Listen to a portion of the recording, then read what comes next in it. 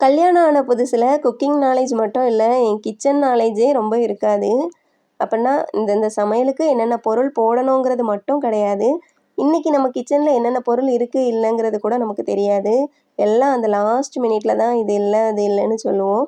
ஆனா போக போக பார்த்தீங்கன்னா, ஓரளவுக்கு எல்லாமே என்னென்ன இருக்கு, என்னென்ன இல்ல, அது தீந்து போறதுக்கு 2 நாள் முன்னாடியே நம்ம வந்துட்டு லிஸ்ட் போட்டு வாங்கிட்டு வாங்கன்னு சொல்ற அளவுக்கு தேறிருவோம். ஒரு 2 இயர்ஸ்லயே நம்ம வந்துட்டு அந்த மாதிரி பக்குவப்பட்டுருவோம்.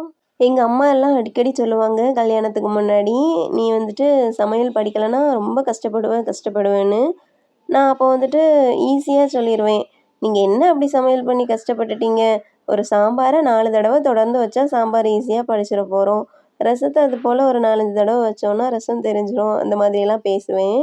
ஆனா உண்மையுமே அதுதான். இங்க கத்துக்கிறதெல்லாம் கஷ்டம் இல்ல. ஒரு குழம்ப தொடர்ந்து நம்ம பண்ணும்போது, அது நமக்கு பெர்ஃபெக்ட்டா வந்துரும். கான்ஷியஸே இல்லாம வச்சா கூட கரெக்ட்டா அதில போட வேண்டிய பொருள போட்டுருவோம். த சேம் டைம் இந்த சமையல் வேலை, வீட்டு வேலையெல்லாம் அவ்வளோ ஈஸி கிடையாது. டெய்லி அத பண்ணிட்டு இருக்கவங்களுக்கு தான் அந்த கடுப்பு தெரியும். இத பத்தி நீங்க என்ன நினைக்கிறீங்கன்னு கமெண்ட் பண்ணுங்க.